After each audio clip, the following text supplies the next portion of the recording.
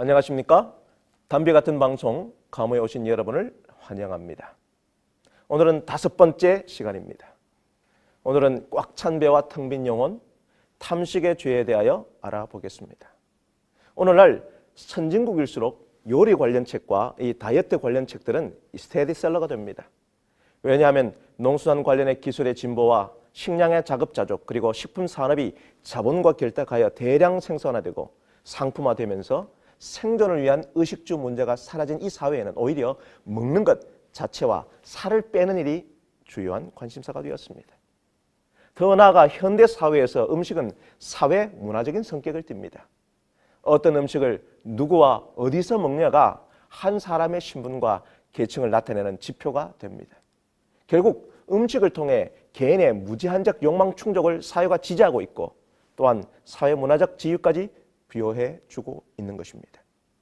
이런 사회 속에서 인간의 기본 욕구를 채우는 것이 죄가 됩니까? 자, 그렇다면 탐식이 왜 죄가 되는지 그 정체부터 알아보겠습니다. 이 죄의 리스트를 작성한 사막의 수도자 에바그리우스가 이 체계화하고 발전시킨 토마스 아퀴나스는 탐식을 제일 먼저 언급할 만큼 심각한 죄로 규정했습니다. 이 7가지 이 치명적인 죄들 중에 가장 낮은 단계의 유혹이지만은 오히려 가장 극복하기 힘든 죄입니다. 왜냐하면 인간의 생존을 위한 가장 기본적인 욕구이기 때문입니다. 식탐은 비만한 사람들의 문제가 아닙니다. 식탐은 얼마나 많이 먹느냐에 의해 판단되는 것이 아닙니다. 왜냐하면 사람마다 먹는 양이 다르기 때문입니다. 칼로리 소모량이 많은 사람과 하루 종일 앉아서 일하는 사람과는 먹는 양이 다릅니다. 단순 비교하여 먹는 양이 많은 사람을 이 탐식가로 규정해서는 안 되는 것입니다. 어쩌면 분명한 목적의식을 갖고 정량의 음식과 영양분을 섭취하는 씨름 선수 같은 운동선수야말로 이 탐식의 죄와는 거리가 먼 것입니다. 더욱 맛있고 자극적인 음식을 찾아 헤매는 모습 속에서 오히려 탐식의 모습을 발견할 수 있으며 탐식은 오늘날 지극히 정상적인 현대 소비자들을 유혹하고 있습니다. 또한 여러분, 탐식은 소위 불량식품을 먹는 문제도 아닙니다. 몸에 좋지 않은 음식을 섭취하는 것이 죄라면 매일 라면으로 끼니를 때우는 이 극빈자들은 죄인 중에 죄인입니까? 즉, 이 탐식은 어떤 수준과 종류의 음식을 먹느냐로 규정될 수 없습니다. 그래서 예수님께서 마태복음 15장 11절에 입에 들어가는 것이 사람을 더럽게 하는 것이 아니라 입에서 나오는 그것이 사람을 더럽게 하는 것이라고 말씀하셨습니다. 그러므로 탐식은 양과 질의 문제가 아닌 마음의 동기와 관련된 죄악입니다. 즉 마음의 병의 문제입니다. 얼마나 많이 먹느냐가 아니라 내가 얼마나 먹는 쾌락에 빠져 있느냐의 문제입니다. 이 라틴어 이 굴라는 이 목구멍의 쾌락을 의미하기에 이 탐식의 영어 글루터니와 미식가인 이 굴메이라는 것은 다 여기서 파생된 것도 먹는 것에 쾌락이 있기 때문입니다. 탐식은 프란시스 할시의 작품 유쾌한 술꾼처럼 내 마음의 동기가 병들어 자기애에 기초한 즉각적이고 오감을 총동원하는 이 말초적인 쾌락에 빠진 죄인의 모습인 것입니다. 탐식의 유형을 좀 더 세분해 봅시다. 첫 번째는 급하게 먹는 속식입니다. 마치 음식이 곧 없어지기라도 하는 것처럼 허겁지겁 재빨리 먹는 것의 문제는 단지 빠르게 먹는 것이 아니라 음식을 대하면서 감사하지 않는 것입니다. 생각하고 음미할 겨를도 없이 먹는 탐식자는 먹는 일 자체가 곧 거기에 몰입할 뿐 감사가 없습니다. 두 번째로 이 개걸스럽게 먹는 탐식입니다. 음식에 대한 욕심과 집착으로 맹렬하게 먹는 것을 말합니다. 마치 며칠 굶은 사람처럼 입안에 가득 음식을 넣고 얼굴에 음식을 가득 바짝 붙여서 다른 사람의 먹기 전에 먼저 먹으려는 욕심으로 맹렬하게 먹는 것입니다. 이런 식사는 다른 사람에 대한 배려가 사라진 것입니다. 세 번째로 지나치게 많이 먹는 과식입니다. 배가 부르지만 수저를 놓지 못합니다. 한계 그 이상으로 음식을 집어넣습니다. 동물은 배부르면 음식에 대한 그 미련을 두지 않지만 인간은 배가 불러도 맛있는 것만 있으면 더 먹고 싶어 합니다. 네 번째로 까다롭게 먹는 미식입니다. 이는 조금을 먹더라도 까다롭게 먹는 것으로 음식을 준비하는 사람들을 아주 곤혹스럽게 합니다. 이들은 자신이 많이 먹지도 비싼 음식을 원하지도 않고 그저 소박하게 먹는다고 생각하지만 음식을 만드는 조건이 여간 까탈스러운 것이 아닙니다. 그래서 C.S. 루이스의 이 스크류테이프의 편지에 등장하는 삼촌 악마는 조카 악마에게 식사량이 줄어든 사람에게는 전략을 바꾸어 입맛을 까다롭게 만들어주라고 조언합니다. 결국 그 까다로움은 자기 만족의 습성을 강화시킵니다. 다섯 번째로 사치스럽게 먹는 호식입니다. 음식 자체도 고급스럽고 질이 좋을 뿐만 아니라 세련된 분위기, 우아한 식탁과 같은 여러 조건을 갖추고 식사를 바라고 고집하는 것을 말합니다.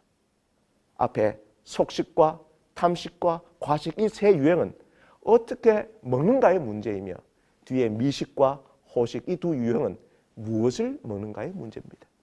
더 나아가 이 탐식의 죄는 하나님이 우리에게 주신 이 영적인 목표를 흐리게 만듭니다. 창세기 3장 6절에 먹음직도 하고 보암직도 하고 지혜롭게 할 만큼 탐스러운 실과를 따먹은 인류의 최초의 범죄가 먹는 것과 관련되어 있습니다. 결국 동산 각종 나무의 실과는 내가 임으로 먹으라고 하신 것처럼 인류 최초의 범죄는 단순히 배고픔의 문제나 생존의 욕구에서 온 육신의 문제가 아니라 영적인 문제인 것입니다. 또한 창세기 25장 27절에서 34절을 보면 에서는 겨우 하루 정도 굶었는데 붉은 색깔의 죽을 보고 희극에 어쩔 줄 몰라 하고 흥분하여 순간적으로 장자권을 동생에게 팔아넘깁니다. 특히 34절에 장자의 명분을 경홀히 여겼다는 말에 히브리어 바사는 가치를 부여하지 않았다는 의미입니다. 이 말은 에서가 장자권이 재상 상속의 의미를 넘어 장자를 통하여 메시아이신 예수님이 오실 언약이 담긴 영적인 가치와 신앙적 가치에 큰 의미를 두지 않고 살아왔음을 유추해 볼 수 있는 것입니다.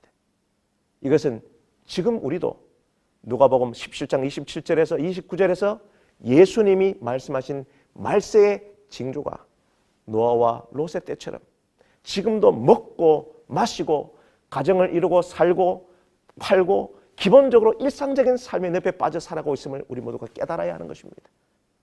탐식의 죄를 통하여 우리의 가장 일상적인 삶을 영적 건강과 연결짓고 예수님의 재림을 기다리는 하나님 나라의 백성으로서의 삶과 결부시키지 않으면 우리도 인자에 나타나는 날에도 이러하겠다는 그 주님의 심판에서 예외될 수 없음을 깨달아야 합니다.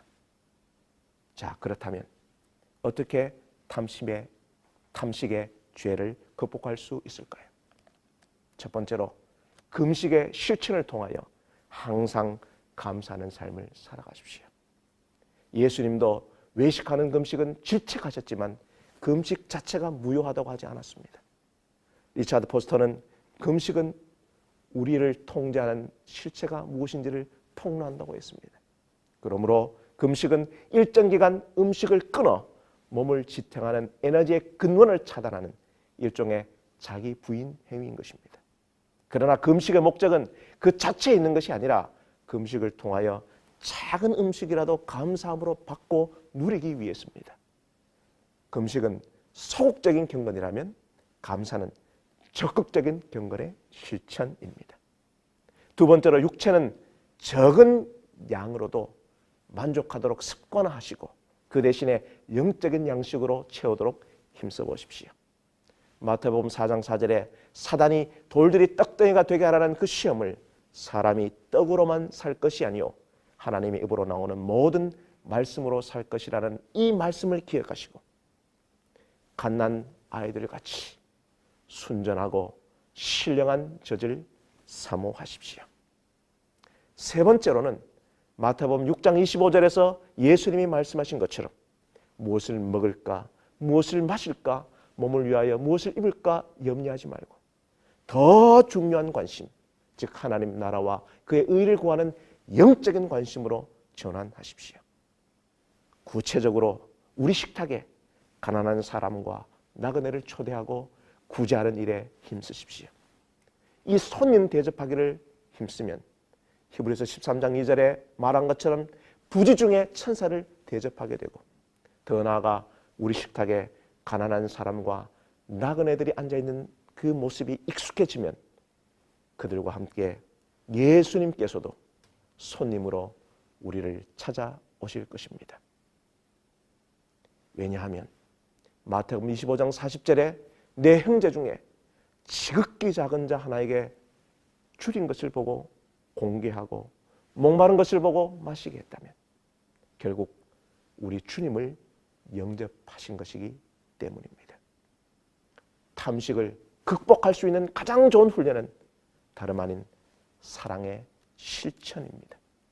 이런 삶이 우리 몸에 있게 되면 음식은 더 이상 자기 만족의 도구가 아니라 이웃과 연결되고 사랑을 나누는 거룩한 매개체가 됩니다.